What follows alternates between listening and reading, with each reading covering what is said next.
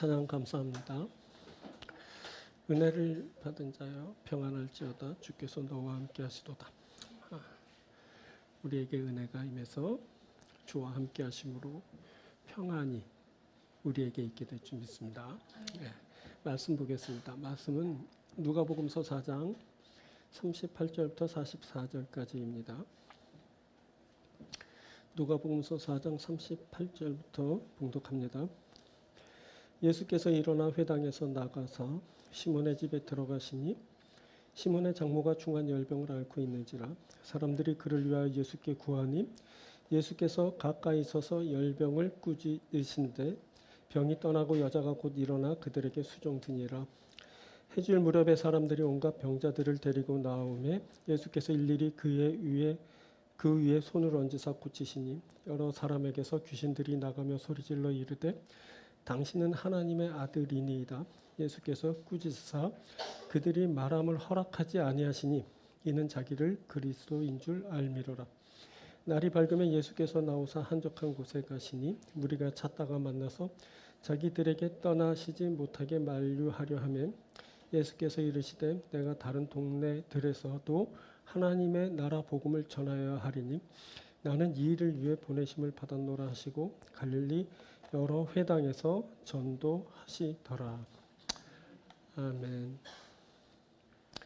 자, 봉독해드린 누가복음서 4장 38절부터 44절을 본문으로 이 일을 위해 보내심을 받았노라 라는 제목으로 함께 말씀 나누도록 하겠습니다. 우리가 종종 왜 사느냐라는 질문을 받습니다. 우리는 무언가를 얻고 이루기 위해 산다라고 답합니다. 하지만 그것을 다 얻고 이루어도 실패한 삶을 살 수 있습니다. 그 얻은 것이 이룬 것이 아무런 가치와 의미가 없기 때문입니다. 보통 물질을 많이 얻고 대단한 위업을 이루면 성공했다고 합니다. 하지만 그것이 하나님이 보실 때 아무런 가치와 의미가 없을 수 있습니다. 중요한 것은 하나님 보시기에 나는 어떠한 삶을 살고 있는가, 살았는가 하는 것일 겁니다. 이것을 하나님 앞에서 발견할 수 있어야 합니다. 하나님 보시기에 나는 어떠한가 하는 것을 살필 때 그 안에 담긴 소중한 가치를 발견하게 됩니다. 예수님은 나는 이 일을 위해 보내심을 받았노라 라고 말씀하십니다. 이것은 예수님이 이 땅에 왜 오셨는지, 왜 존재하시는지 하는 것을 말해줍니다. 자, 오늘 우리는 이 말씀을 따라 우리를 살필 겁니다. 우리를 살필 때 내가 무엇을 위해 보내심을 받았는가 하는 것을 발견하게 될 것입니다. 만일 예수님처럼 내가 무엇을 위해 이곳에 왔는지 있는지를 살피고 알게 된다면 우리들은 하나님 보시기에 성공한 삶을 이제 살게 될 것입니다. 나는 이 일을 위해 보내심을 받았습니다 하고 고백할 수 있는 그런 일이 저와 여러분들에게 있게 되길 바랍니다. 자, 오늘은 말씀을 세 부분으로 살필 겁니다. 첫 번째는 한 영혼을 예수님께서 소중히 여기셨습니다. 이것은 한 개인을 가치 있고 의미 있는 존재로 세우신 것을 말합니다. 이것이 한 여인을 치유하신 것으로 드러났습니다. 자, 사람들이 중한 열병을 앓고 있던 여인을 위해 예수님께 구하였습니다. 예수님이 이 사람들의 간청에 응답하셨습니다. 보니 그때 시몬의 장모가 중한 열병을 앓고 있었습니다. 사람들이 이 시몬의 장모를 위해 예수님께 구하였습니다. 자, 예수님은 그 청을 들어주셨습니다. 예수님이 열병을 꾸짖어 병이 떠나고 시몬의 장모가 곧 일어나게 되었습니다. 자, 여기서 특이한 것은 시몬의 장모를 여자라고 기록한 부분입니다.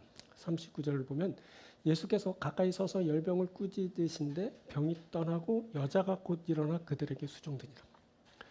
왜 시몬의 장모라고 하지 않고 여자라고 기록했을까요? 그것은 여자라는 그것을 부각해서 읽게 하기 위함입니다. 자, 고대 근동에서 여자는 열등한 존재로 인식되고 취급받았습니다.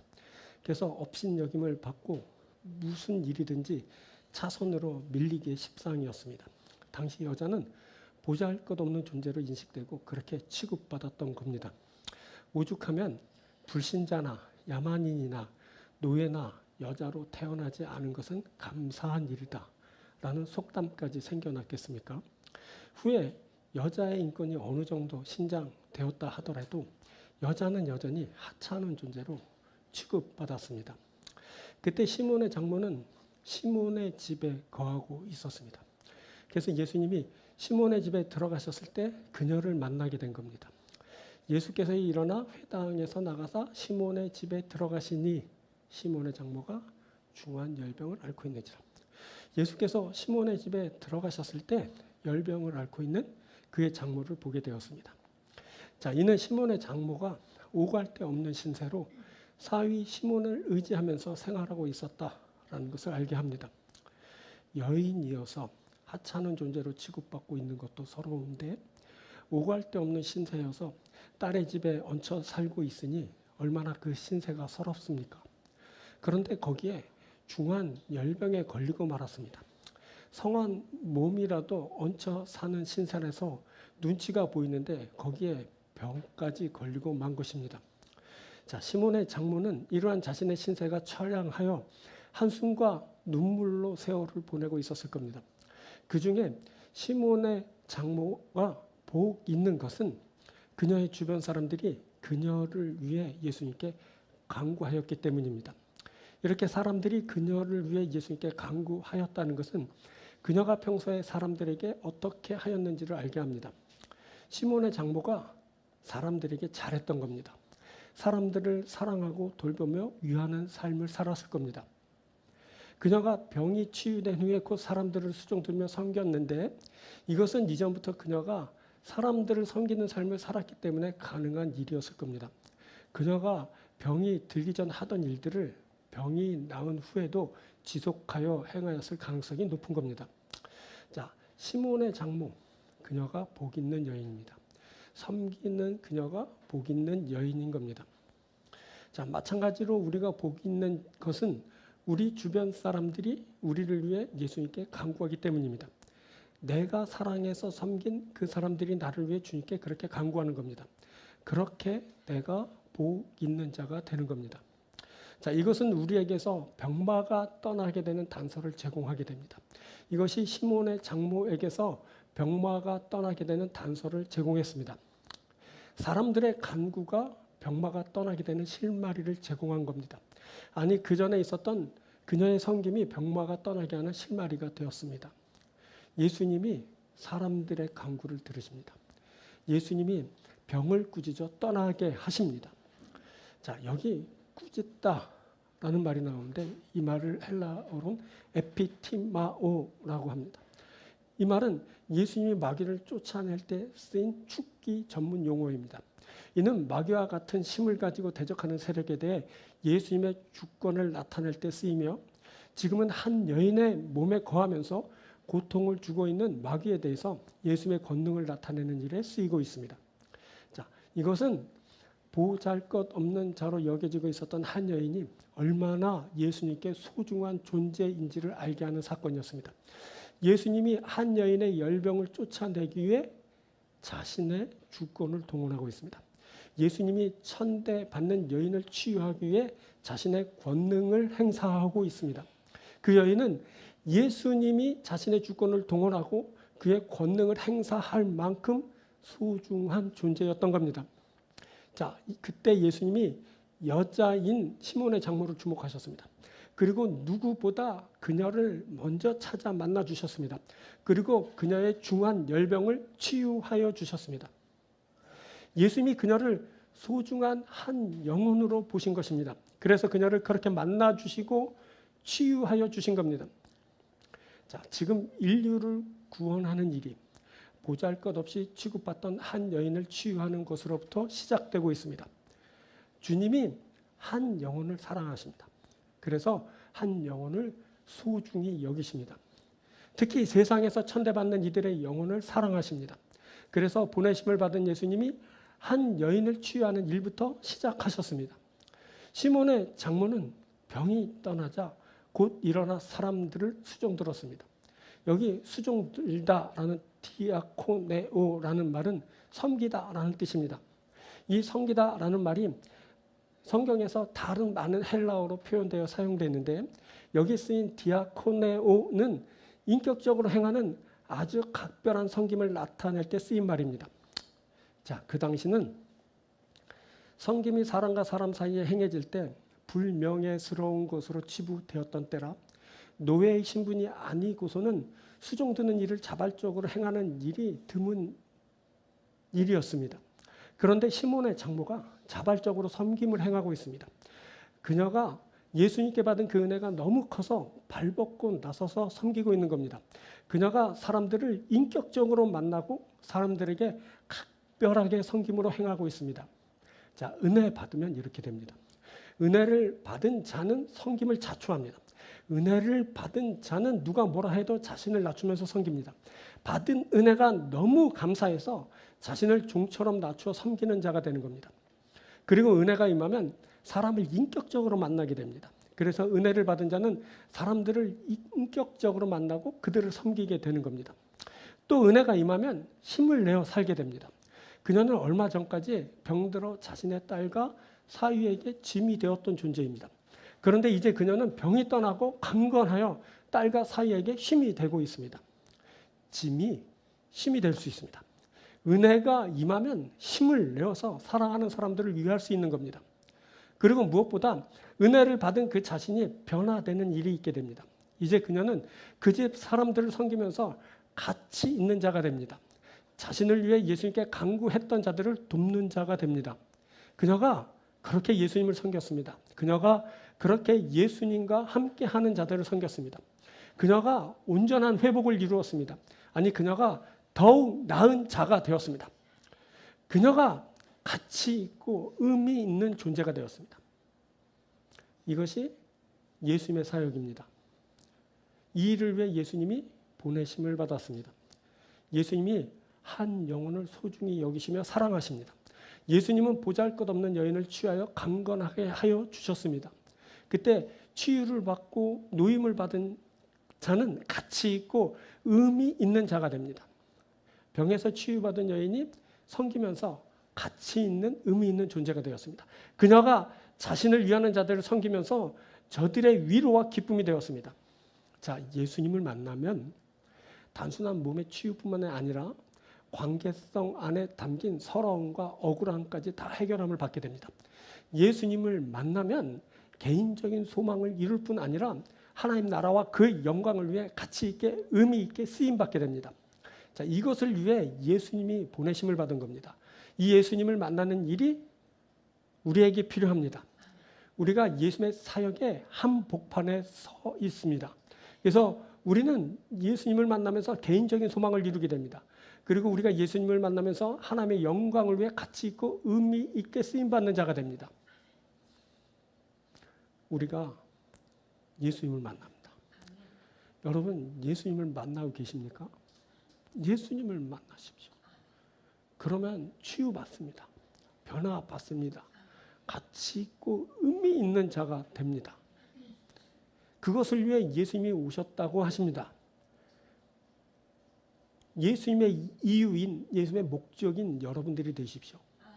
그래서 예수님을 만나고 가치 있고 의미 있는 자가 되고 가치 있고 의미 있게 하나님 나라와 그 영광을 구하는 여러분들이 되길 바랍니다.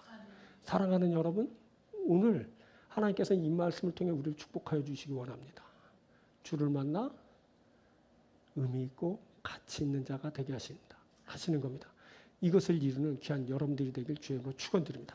두 번째는 온갖 병자들을 치유하셨습니다. 이것은 사람들을 지배하는 악한 세력으로부터 자유케 하신 것을 말합니다. 그것이 병자들을 고치실 때 귀신들을 쫓아내신 것으로 드러났습니다. 자, 해질 무렵에 사람들이 온갖 병자들을 데리고 예수님께 나왔습니다. 예수님은 일일이 그 위에 손을 얹어 고쳐주셨습니다. 그런데 그때 여러 사람에게서 귀신들이 나가면서 당신은 하나님의 아들이십니다 라고 소리를 질러댔습니다. 예수님은 저들을 꾸짖으시면서 저들이 하는 그 말을 허락지 않으셨습니다. 그때 그렇게 온갖 병자들을 고치실 때 귀신들이 나가는 일이 발생했습니다. 사람들은 그 온갖 병자들에게 귀신이 들어있는 것을 몰랐을 겁니다. 그런데 지배하며 괴롭히는 그 귀신이 저들 안에 들어있었던 겁니다. 예수님은 저들에게서 병을 고치시고 그 귀신들을 다 쫓아내 주셨습니다. 저들이 예수님에 의해 나음을 입고 노임을 받았습니다. 그런데 이상한 것은 예수님이 귀신들을 꾸짖으셨다는 겁니다. 그리고 저들에게 예수님이 그리스도이신 것을 말하지 못하게 하셨습니다. 자, 이상하죠? 왜 그러셨을까요? 왜 예수님 자신에 대해 말하지 못하게 하신 걸까요? 저들이 예수님을 하나님의 아들로 정확히 알고 있지 않습니까? 그런데 예수님이 귀신들을 꾸짖으셨습니다. 자, 앞에서 언급했듯이 꾸짖다, 에피티마오라는 말은 예수님이 마귀를 쫓아내실 때 쓰인 축기 전문 용어입니다. 이는 마귀와 같은 힘을 가지고 대적하는 세력에 대해 예수님이 주권을 나타낼 때, 또 권능을 나타내는 일에 쓰인 말이었습니다. 지금은 귀신이 예수님이 꾸짖기 전에 이미 예수님을 알아보고 쫓겨나는 일이 발생했고, 그때 예수님은 저들이 예수님이 그리스도인 줄 알고 그것을 발설하는 것을 꾸짖어 금하고 계십니다. 이제 예수님으로부터 꾸짖음을 받은 그 귀신들은 예수님이 그리스도이심을 발설치 못할 겁니다. 예수님이 절대적인 주권과 그 권능으로 귀신들에게 꾸짖어 명령하셨기 때문이죠. 자, 본문에서 언급된 귀신들은 다이몬, 영어로 여러분들이 아는 대로 데몬으로 쓰이는 말인데 신적 존재로서의 악령을 말하는 겁니다. 다이몬은 인간의 능력 밖, 그 이상에 있는 존재를 말하고, 그래서 귀신이 들면 보다 높은 능력들이 인간에게 개입된 것을 뜻하는 것입니다. 그때 이 인간의 능력 밖에 있는 귀신들이 저들에게 들어있었습니다. 귀신들은 저들에게 병을 일으켰고 고통을 주었습니다. 하지만 인간 능력 밖의 신적 존재인 귀신을 그 누구도 떨치거나 쫓아내지 못했습니다.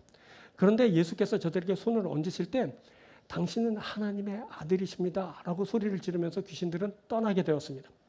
이제 귀신들은 예수님에 의해 쫓겨나는 존재가 됩니다. 여러분, 귀신은 임하는 존재이기도 하지만 쫓겨나는 존재입니다.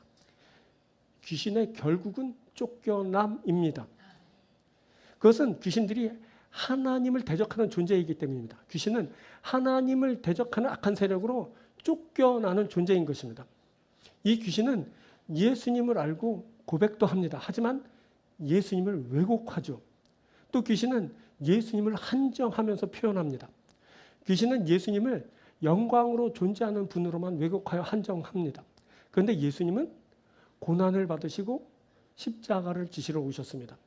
예수님은 많은 사람의 죄를 대속하기 위해 십자가를 지실 겁니다. 예수님은 영광을 받으러 오신 것이 아니라 죽으러 오셨습니다. 그래서 귀신들에게 예수님에 대한 것을 말하는 것이 허락되지 않았습니다. 자, 2장을 보면 우리가 다 읽었죠. 앞서 예수님에 대하여 말한 이들이 있었습니다. 자, 천사들이 목자들에게 나타나 오늘 다윗의 동네에 너희를 위하여 구주가 나셨으니 곧 그리스도 주시니라 라고 전해주었고, 목자들은 자신들이 들은 것을 사람들에게 전하였습니다. 그때 이들의 입을 통해 그리스도가 나셨다는 소식이 사람들에게 전해졌습니다. 하지만 그때는 목자들이 그리스도가 나셨다는 것을 전하는 것을 금하는 일이 없었습니다. 오히려 목자들이 하나님께 찬송을 드리고 하나님의 영광을 받으시는 그런 일이 있게 되었습니다. 그리고 그 이후에는 시므온이라 하는 자가 그리스도를 보기 전에는 죽지 않을 것이라는 성령의 지시를 받고 기다리던 중 악이 예수님을 보고 내 눈이 주의 구원을 보았습니다 하고 고백하는 일이 있었습니다. 그리고 또 여선지자 안나는 예루살렘에서 구원을 바라는 모든 사람에게 예수님을 증거하기도 했습니다. 그때 시므온과 안나가 예수님에 대해 말할 때도 이들을 저지하는 일이 없었습니다. 오히려 예수님에 대해 증거하는 일이 바람직한 일로 여겨졌고, 그래서 저들은 그 일을 자신들의 영예로 알고 예수님을 그렇게 증거하였습니다. 핵심은 누가 예수님을 증거하는가 하는 것이고, 이들의 증거는 과연 왜곡됨 없이 정확하고 정당한 것인가에 있습니다. 귀신도 예수님이 그리스도이신 줄 압니다. 귀신도 예수님이 하나님의 아들이신 것을 말합니다. 하지만 예수님에 의해 저들의 입은 봉해집니다. 예수님은 저들이 예수님에 대하여 말하는 것을 금하셨습니다. 그것은 저들이 하나님을 대적하는 귀신들이기 때문입니다. 또 귀신들의 증거는 한정적이거나 왜곡되었기 때문입니다. 자, 그런데 귀신이 아닌데도 말하는 것이 금지당한 이가 있습니다. 베드로입니다. 자, 베드로가 너희는 나를 누구라 하느냐라는 예수님의 물음을 받고 하나님의 그리스도이시니이다 라고 대답했습니다. 이 대답을 들으신 예수님은 베드로를 꾸짖으시면서 이 말을 아무에게도 이르지 말라라고 명하셨습니다. 여기에 경고하사라는 말이 쓰였는데 이 경고하사라고 쓰인 말이 바로 에피티마, 즉 꾸짖다라는 말입니다. 그때 예수님께서 베드로를 꾸짖으신 것입니다. 베드로는 예수님을 그리스도로 고백하고 꾸짖음을 받았습니다. 그것은 베드로도 예수님을 영광을 받으실 그리스도로 한정하여 알았기 때문입니다. 그래서 예수님은 인자가 많은 고난을 받고 장로들과 대제사장들과 서기관들에게 버림받아 죽임을 당하고 제3일에 살아나야 하리라 라고 덧붙여 저들에게 말해 주어야 했습니다. 예수님은 고난을 받으실 겁니다. 그리고 십자가를 지고 죽임을 당하실 겁니다. 그런데 베드로는 영광을 받으실 주 그것만 알고 있었기 때문에 예수님에게 그렇게 꾸짖음을 받게 된 것입니다. 그리고 예수님은 무리들에게 아무든지 나를 따라오려거든 자기를 부인하고 날마다 제 십자가를 지고 나를 따를 것이니라 라고 그렇게 말씀하여 주셨습니다. 자, 본문에서 온갖 병자들이 예수님으로부터 고침을 받았습니다. 그때 고침을 받은 자들에게선 귀신들이 떠나는 일이 있었습니다. 자, 이것이 예수님의 사역입니다. 예수님이 보내심을 받은 이유입니다. 예수님이 영광을 받으시려고 오신 것이 아니라 이 세상에 세력으로 지배하고 있는 악을 멸하시고 마귀를 쫓아내기 위해서 예수님께서 오신 겁니다. 그래서 사람들을 저들에게서 자유케 하고 온전히 세워주시기 위해 이곳에 오신 것입니다. 예수님이 그때 수많은 병자들을 치유하셨습니다. 그때 귀신들이 떠나는 일이 그렇게 있게 되었습니다.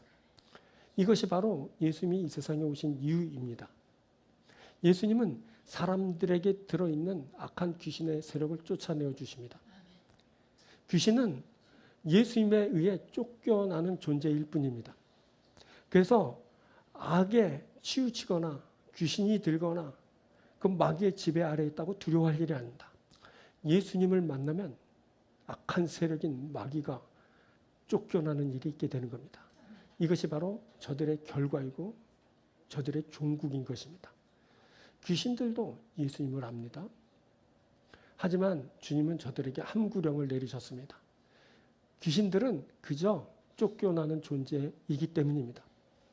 저들에게 예수님을 증거하는 일이 허락되지 않습니다. 왜냐하면 저들은 대적하는 자이고 왜곡하는 자이고 그래서 쫓겨나는 자입니다. 이 세상에 악이 가득하고 마귀의 세력이 이 세상을 지배하는 듯 보입니다. 하지만 그 세력들은 결국 쫓겨날 세력인 것입니다. 두려워하지 마시고 예수님을 받아들이시고 예수님으로 가득하여서 예수님으로 인해서 저들을 물리치길 바랍니다. 그것을 위해서 예수께서 이곳에 오셨습니다. 우린 나라를 악의 세력이 지배하고 있는 듯 보입니다. 온 세계를 마귀가 주관하고 있는 듯 보입니다. 하지만 저들의 결론은 쫓겨나는 것입니다. 예수께서 임하실 때 저들이 쫓겨나게 될 것입니다. 그것을 위해 예수께서 우리에게 오셨습니다. 마귀가 쫓겨납니다. 쫓겨나는 일이 여러분들에게 있게 되길 바라고 우리 교회와 우리 나라와 온 세상에 있게 되게 될 줄 믿습니다. 그래서 우리가 예수님을 영접하고 예수님과 함께 합니다. 예수님이 우리와 함께 하시고 우리에게 치유의 역사를 베풀어 주실 때 우리를 지배하고 있는 마귀가 쫓겨나고 우리의 육신의 질병, 영적인 질병이 다 치유받고 강건하게 될 줄 믿습니다. 이 복된 축복을 받는 여러분들이 되기를 주의 이름으로 축원드립니다. 세 번째, 복음을 전하셨습니다. 이것은 다른 곳에도 하나님 나라의 복음이 전파되어야 함을 말합니다. 그것이 예수님의 갈릴리 여러 회당에서 전도하시는 것으로 시작되었습니다.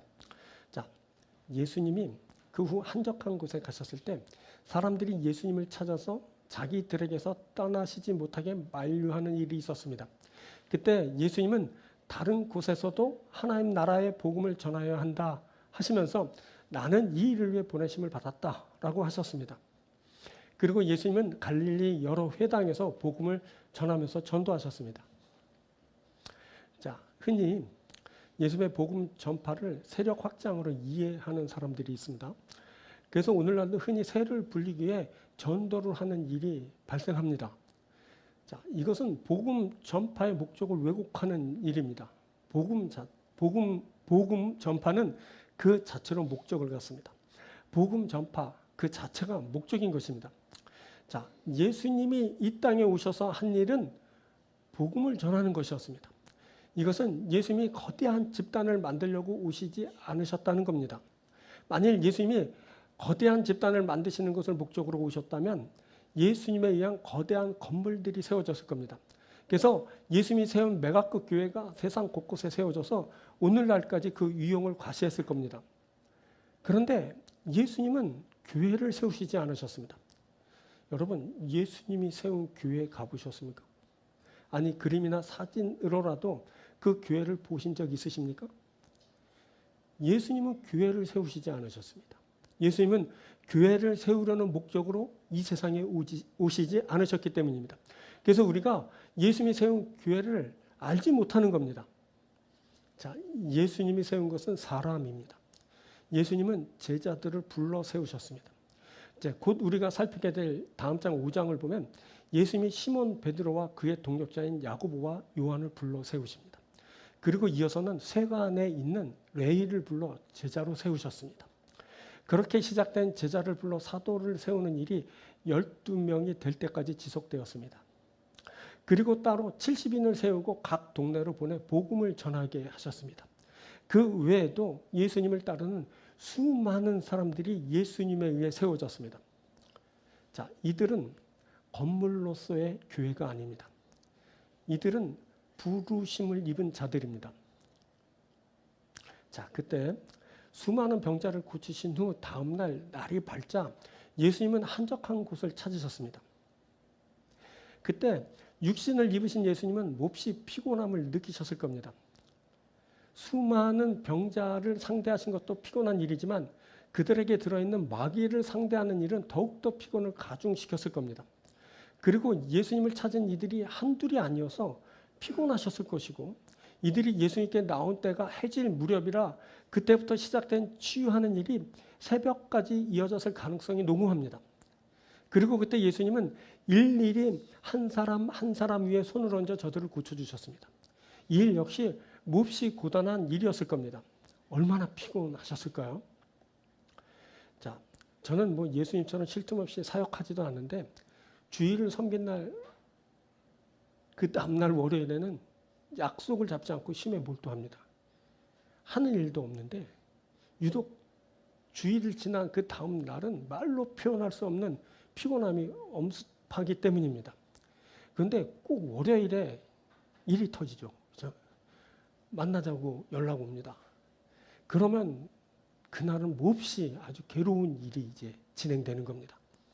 자, 그날 예수님이 수많은 병자를 만나 고치신 그 다음날 날이 밝았을 때 예수님이 한적한 곳을 찾으셨습니다. 몹시 피곤하셔서 홀로 조용한 시간을 가지시려고 한 것입니다. 그런데 그 시간을 방해하는 자들이 예수님을 막 찾아다녔습니다.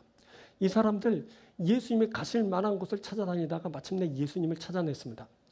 이 사람들은 예수님에게 자신들을 떠나지 말 것을 말하고 나섰습니다. 여기 만류하다라는 말이 나오는데 카데고라는 말입니다. 이는 굳게 붙들다, 제지하다라는 뜻의 말입니다. 그때 사람들이 예수님이 떠나지 못하게 굳게 붙들었습니다. 절대 떠나지 못한다고 예수님의 발걸음을 제지하고 나선 겁니다. 예수님을 소유하고 독점하려는 세력입니다. 이들은 예수님이 자신들을 취하여 주실 때 예수님이 자신들에게 얼마나 유용한지를 깨달았을 것이고 그래서 이들은 예수님을 붙들어 놓고 자신들의 필요를 따라 이용하려고 생각했습니다. 이것이 바로 사람들의 욕심입니다. 사람들은 필요에 따라 하나님을 성전에 가두어 놓으려는 시도를 반복했습니다. 그렇게 자신이 보고 만날 수 있는 곳에 하나님을 가두어 놓고 자신의 의도대로 하나님을 사용하려는 것입니다. 사람들이 이 일에 몰두하고 열광합니다. 자, 솔로몬이 그렇게 예루살렘 성전을 지어놓고 이용했습니다. 그는 지척에 성전을 지어놓고 타락의 길을 걸었습니다. 하나님을 자기 마음대로 할 수 있다고 생각한 그는 다른 우상들도 막 세워놓고 신전을 지어놓고 모든 신들을 자기 마음대로 부리면서 그렇게 타락의 길을 걸었습니다. 그런데 이마저도 하지 못한 인간은 그럴듯한 건물들을 세우고 부속물들을 설치해 놓고는 그곳에 하나님이 계시다고 선전을 하면서 사람들을 이용합니다. 자, 여로보암이 베델과 단에 제단을 쌓고 그곳에 금송아지를 세우고는 이것이 너희 하나님이라고 하면서 백성들을 미혹했습니다. 이로써 여로보암은 타락한 자의 대명사가 되고 말았습니다. 자, 인간의 욕망으로 세워진 성전, 그 우상들은 하나님을 떠나게 합니다. 그럴듯한 건물이 세워지고 우상들이 질비하지만 그곳엔 하나님이 계시지 않습니다. 그곳엔 자아도취되어 열광하는 열광주의자들만 가득합니다. 그곳엔 열광하는 자들이 매료된 건물들과 우상들이 가득합니다. 하지만 그곳에 하나님의 임재는 없습니다. 하나님이 그곳에 계시지 않습니다. 그래서 예수님께서 선택하신 것은 하나님 나라의 복음입니다. 예수님은 복음을 전하기 위해 그곳을 떠나셨습니다. 그리고 예수님은 이 일을 위해 보내심을 받았다라고 하셨습니다. 자, 서구에서 그리고 최근 우리나라에서까지 사람들이 교회를 등지고 떠났습니다. 서구 유럽 등지에서 텅 빈 교회를 찾는 일이 어렵지 않고 교회가 극장이나 술집으로 리셋되어 운영되는 것은 심심치 않게 발견하게 됩니다. 이제 우리나라에서도 곧 그렇게 될 것이라는 교계 내에 우려 섞인 전망이 나온 지 이미 오래됐습니다. 왜? 그것은 복음이 사라졌기 때문입니다.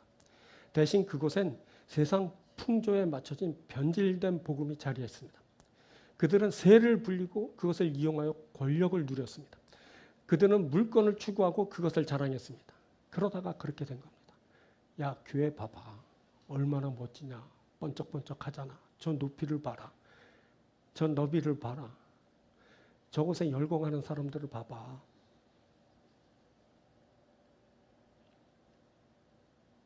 야, 저기 세워진 십자가를 봐라. 저 금이야, 금. 그러다 망한 겁니다. 그곳엔 건물들이 있고 그리고 우상들이 가득하지만 하나님은 계시지 않습니다. 그래서 그곳엔 말씀이 없습니다. 말씀과 하나님이 없는 그곳은 그냥 극장이나 술집 같은 것에 불과한 것입니다. 쇼를 하죠. 보여줍니다. 사람들이 그게 진짜인 줄 알고 몰려들고 열광합니다. 하지만 그곳에 하나님이 계시지 않습니다. 그래서 그렇게 된 겁니다. 그래서 극장이 된 거고 술집이 된 겁니다. 아예 대놓고 쇼하는 극장이 더 낫지 않습니까? 아예 대놓고 먹고 마시고 즐기는 술집이 바람직한 것입니다. 그렇게 변질된 것입니다.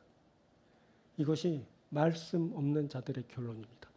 하나님 없는 자들의 결과입니다. 예수님이 이 땅에 오신 것은 하나님 나라의 복음을 전하기 위해서입니다. 예수님이 이곳에 오신 것은 온 인류를 구원하기 위해서입니다. 예수님이 이것을 위해 보내심을 받았다라고 말씀하셨습니다. 이것이 바로 예수님이 보내심을 받은 목적입니다. 이것이 예수님이 이 땅에 오신 이유입니다. 이것을 위해 예수님이 우리에게 오셨습니다. 우리에게 무엇보다 복음이 필요합니다. 말씀이 우리를 우리 되게 하기 때문에 그렇습니다. 무엇보다 우리에겐 하나님이 필요합니다. 하나님이 우리를 건지시고 구원하시고 우리를 세우시고 영광스럽게 하기 때문입니다. 그래서 우리가 하나님 앞에 있습니다. 우리가 말씀 앞에 있습니다. 우리가 사람들이 세우는 가시적인 건물 앞에 있지 않습니다. 저들이 자랑하는 번쩍번쩍거리는 그 십자가 앞에 있지 않습니다. 우리는 초라하게 예수님이 짊어진 그 나무 십자가를 봅니다. 우리들은 우리에게 임하는 하나님의 말씀을 사모합니다. 무엇보다 그 말씀의 주체이신 하나님을 그리워합니다. 하나님이 우리에게 오시면 됩니다. 하나님 말씀이 우리 가운데 임하시면 됩니다. 그러면 우리가 삽니다. 구원받습니다. 그것을 위해 예수님께서 우리에게 오신 겁니다. 사랑하는 여러분, 이것을 반드시 기억하십시오. 무엇보다 예수님이 소중합니다. 그 말씀이 중요합니다. 다른 것에 미혹되고 휘둘리고 오염되고 변질되지 마십시오. 오직 예수님을 구주로 받아들이시고 예수님이 우리에게 목적을 온전히 이해하시고 그 목적을 이루는 그 한복판에 여러분들이 계시길 바랍니다. 그래서 여러분들이 예수님으로 인해 구원받고 하나님 나라가 되고 그의 의가 되고 그의 영광이 되는 귀한 여러분들이 되기를 주님의 이름으로 축원드립니다. 자, 말씀 맺겠습니다. 예수님이 오신 목적은 한 영혼을 소중히 여기시고 구원하시기 위해서입니다. 한 영혼을 예수님께서는 가치 있고 의미 있는 존재로 세워주십니다. 그리고 하나님 나라와 그 영광을 위해서 가장 가치 있고 의미 있게 이제 쓰시는 겁니다. 여러분들이 예수님에 의해서 그렇게 세워지게 되길 바랍니다. 하나님 나라와 그 영광을 구하는 그런 여러분이 되길 축원드립니다. 또 예수님께서는 온갖 병자들을 다 치유해 주셨습니다. 그것은 저들에게 들어있는 악한 세력들을 다 쫓아 자유케 하시기 위함입니다. 여러분들을 괴롭히는 악한 세력이 다 떠날 겁니다. 악한 세력은 지배하는 세력이 아니라 떠나는 세력입니다. 저들의 결과는 쫓겨나는 것입니다. 두려워하지 마시고 오직 예수님을 받아들이시고 예수의 권능을 믿으시기 바랍니다. 그래서 여러분들에게서 악한 마귀의 세력이 떠나고 오직 예수께서 임하시고 능력으로 행하시는 귀한 일이 있게 되길 바랍니다. 예수님이 우리에게 오신 목적은 복음을 전하기 위해서입니다. 이것저것 필요에 따라 복음을 전하시려 예수님이 오셨고 그렇게 복음을 전하셨습니다. 예수님을 소유하려 들지 마십시오. 예수님을 이용하려 들지 마십시오. 다만 예수님을 영접하고 예수님의 주권과 그 권능에 모든 것을 맡기십시오. 그러면 예수님이 그 주권과 권능을 여러분들에게 행사하여 주실 겁니다. 여러분들에게 말씀을 주시고 말씀을 따라 구원을 이루시고 여러분을 존귀해 주실 겁니다. 그리고 예수님의 오신 목적은 여러분 반드시 이루어집니다. 내가 이것을 위해 왔거든 주께서 말씀하시는 겁니다. 이것을 위해 왔노라 라고 선포하신 겁니다. 그것을 위해 오셨고 그것을 이루신 예수님, 오늘 우리에게도 그 예수님께서 오신 목적을 이루시길 원하시는 겁니다. 우리에게 그 목적이 이루어지게 될 것입니다. 사랑하는 여러분들이 이 목적을 이루는 그 한가운데서 예수의 목적을 이루는 귀한 여러분이 되길 주의 이름으로 축원드립니다. 기도드리겠습니다.